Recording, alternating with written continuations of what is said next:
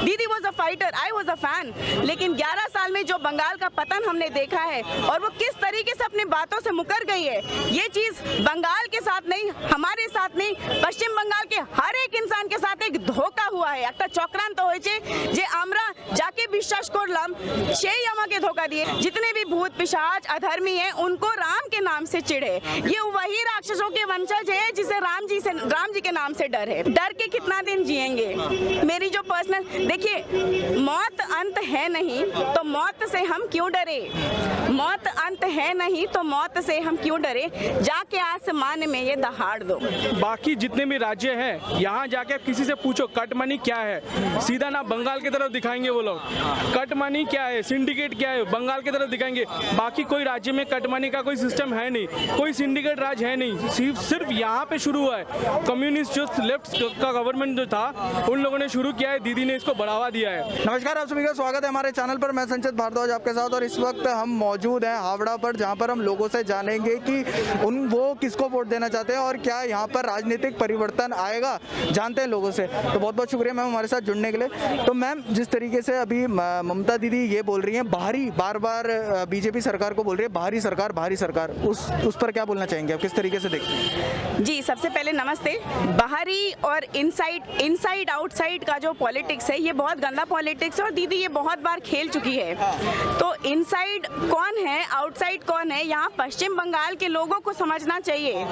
यहाँ तो मोदी जी का कुछ, वहाँ तो मोदी जी नहीं आएंगे सीएम बनने, मोदी जी तो ऑलरेडी प्रधानमंत्री, तो उनको किस बेसिस पे बाहरिया बोहिरा को तो बताती है। यहाँ पे दीदी जो गुजराती, मारवाड़ी, बिहारी जो 200 साल, 100, 150 साल, 300 सालों से रह रहे हैं उनको आउटसाइडर बताती है और बहुत गंदा हिंदी वर्सेस बांग्ला का पॉलिटिक्स खेल रही है। हाँ, तो बाहर वाला कौन है?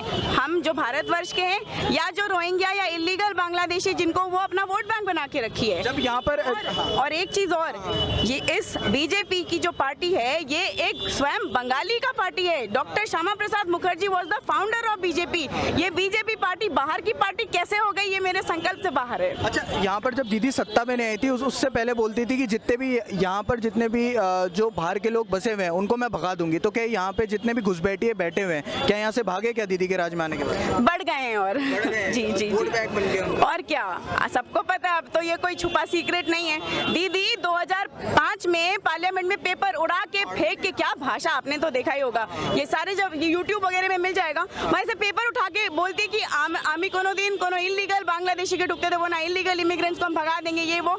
बट उनके आने के बाद ये 11 साल, क्योंकि जब दीदी आई थी हम लोग सबको उन पे बहुत भरोसा था, हम सच में सोचे थे कि 34 इयर्स का कम्युनिस्ट रूल दीदी तोड़ के आई हो और दीदी was a fighter, I was a fan.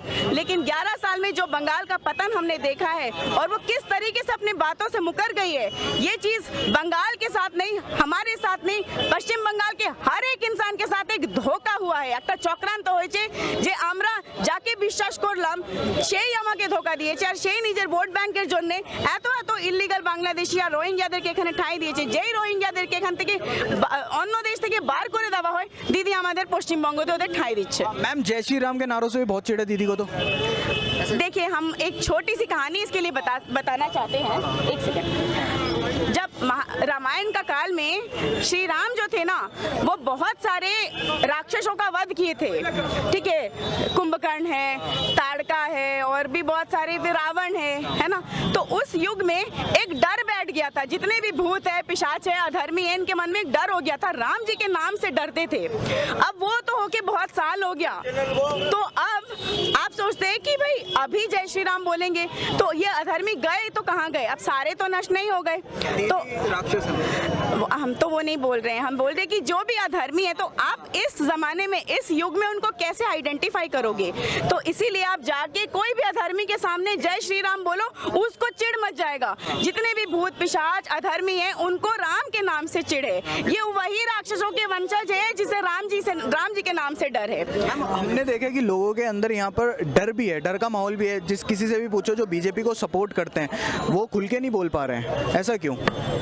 हमारे यहाँ 140 से ज़्यादा कार्यकर्ताओं का हत्या हुआ है बीजेपी वालों का। मैं ओपनली बीजेपी करती नहीं हूँ, मैं एक वॉलंटियर हूँ, मैं एक प्रोफेशनल हूँ जो एक्चुअली कुछ और काम करती हूँ प्रोफेशनली, बट मैं वॉलंटियर करती हूँ क्योंकि मैं बीजेपी के आइडियोलॉजी से अपने आप को मतलब आइडेंटिफाई करती हूँ कि मुझे अच्छा लगता है, ये मेरा पर्सनल चॉइस है। बट इस पर्सनल चॉइस के ऊपर भी अगर स्टेट या राज्य का जो सरकार है उसका अटैक होगा तो हमारी डेमोक्रेसी कहाँ गई इसमें। 140 कार्यकर्ता वर किल्ड, बुचर्ड। आज सुबह दिनहाटा में एक इनका अमित सरकार को जो बूथ प्रेसिडेंट है, बूथ प्रेसिडेंट या मंडल अध्यक्ष उनकी हत्या हो गई सुबह से, टांग दे फांसी लगा के।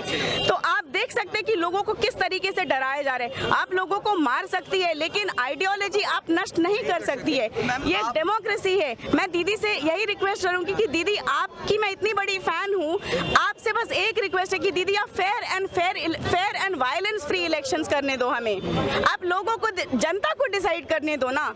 मेरी बस यही। मैम आप खुलकर बीजेपी को सपोर्ट कर रहे हैं, आपको डर नहीं लगता? डर के कितना दिन जिएंगे? मेरी जो पर्सनल, देखिए मौत अंत है नहीं तो मौत से हम क्यों डरे, मौत अंत है नहीं तो मौत से हम क्यों डरे, जाके आसमान में ये दहाड़ दो। तो मौत अगर अंत है नहीं, मैं हिंदू हूँ, मेरे को तो पता है कि मैं मर जाऊंगी, फिर मेरा फिर पुनर्जन्म हुआ, अगर मेरे को मोक्ष प्राप्ति नहीं हुई तो अगर मेरी फिर से पुनर्जन्म होगी, मैं फिर वापस आऊंगी, तो मेरे मरने से कुछ नहीं है, मरना तो एक दिन है, लेकिन डर के जीना is not fit in a democracy. हम कट मनी की बहुत बड़ी प्रॉब्लम है यहाँ पर।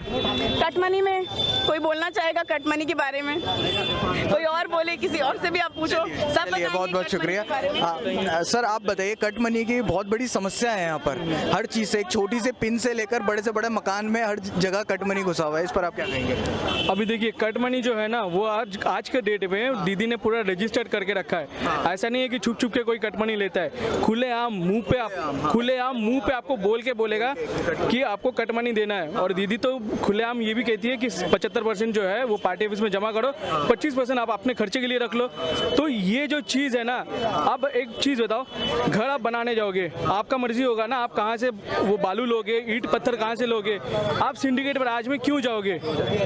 कुछ मायने रखता है? आप एक कंज्यूमर के हिसाब से अगर आप देखोगे, आपको एक चॉइस होना चाहिए कि हाँ ये डीलर सही है, ये डीलर सही नहीं है। सिंडिकेट राज में आज ये नहीं कर सकते आप।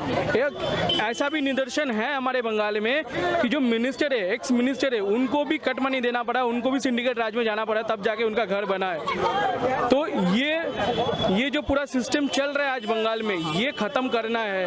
बीजेपी गवर्नमेंट आने से ये पूरा सिस्टम खत्म होगा? भाई देखिए, मैं हाँ या ना कुछ नहीं बोलूँगा, आप बाकी जितने भी राज्य हैं यहाँ जाके किसी से पूछो कट मनी क्या है, सीधा ना बंगाल की तरफ दिखाएंगे वो लोग। कट मनी क्या है, सिंडिकेट क्या है, बंगाल की तरफ दिखाएंगे। बाकी कोई राज्य में कट मनी का कोई सिस्टम है नहीं, कोई सिंडिकेट राज है नहीं, सिर्फ यहाँ पे शुरू हुआ है। कम्युनिस्ट जो लेफ्ट का गवर्नमेंट जो था, उन लोगों ने शुरू किया है, दीदी ने इसको बढ़ावा दिया है। तो अगर बाकी राज्यों में नहीं है, वहाँ बीजेपी है, वहाँ अगर नहीं है, तो इतना तो हम आशा कर सकते हैं कि बंगाल में ये नहीं होगा, और जो जितना है वो खत्म हो जाएगा। सर हम इतने समय से देखते हुए आए, यहाँ पर जो भी बीजेपी के साथ है या फिर बीजेपी का कार्यकर्ता है, उसके साथ क्या हाल होता है उसका, तो क्या आप भी बीजेपी को सपोर्ट करते हैं? आपको डर नहीं लगता क्या?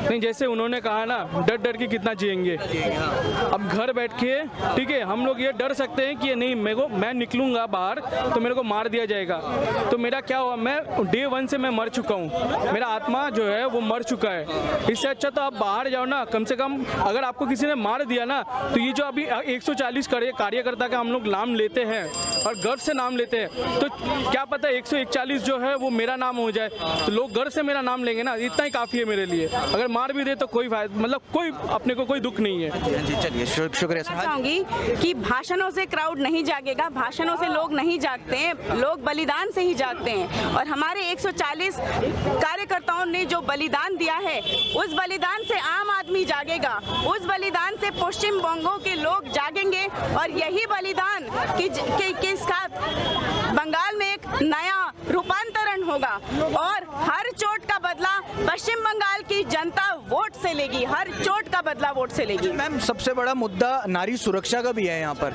क्या ममता बनर्जी की सरकार में नारी सुरक्षा थी क्या? मैं एक ही चीज़ कहना चाहूँगी, यहाँ महिलाओं के बाद महिलाओं का दर्शन होता है, रेप हो जाता है, लेकिन बहुत दुख के साथ मैं ये कह रही हूँ कि हमारी दीदी एक रेट फिक्स कर दी है जो विक्टिम है, instead of giving a strict punishment to the rapist और द क्रिमिनल, उन्होंने एक रेट स्लैब फिक्स कर दिया 20,000 30,000 कुछ ऐसे कि वो एक विक्टिम को दिया जाएगा और कोई भी रेप घटना चाहे वो कितनी ही गंदी हो उसको एक छोटा घटना करके टाल दिया जाता है। हाँ, छोटा घटना का मतलब है छोटी घटना। हाँ, तो ये सब देख के एज अ महिला मुझे तो बहुत डर लगता है। मुझे डर लगता है, मुझे अपनी दीदियों के लिए डर लगता है, अपनी बाकी महिलाओं के लिए डर लगता है, अपनी दोस्तों के लिए डर लगता है। क्योंकि मैम कुछ समय पहले हमने देखा था कि एक बीजेपी कार्यकर्ता की मां को बहुत बुरी तरीके से मारा गया था और अभी एक खबर आई थी कि एक जो बीजेपी को वो सपोर्ट करते थे प्रेग्नेंट औरत को भी मारा गया था, उसके बच्चे को भी मार दिया गया था। हाँ, ये तो देखा हमने। उनकी पूरी फैमिली को, बंधु प्रकाश पाल थे उनका नाम, ब्यूटी पाल उनकी वाइफ का नाम था, इनका पूरा परिवार को मार दिया गया क्योंकि उनका यही था कि उनका भी आइडियोलॉजी बीजेपी से मैचिंग था। और अभी नीमता में जो इंसिडेंट हुआ, जो 82 इयर्स की जो वृद्धा थी, उनको 4 बजे घर में घुस के मारा गया, बुरी तरह मारा गया। उनके मुंह से मैंने फोटोज देखे, बहुत बुरी तरह she was beaten, she was bleeding. अभी भी वो हॉस्पिटल में है, वो एडमिट है।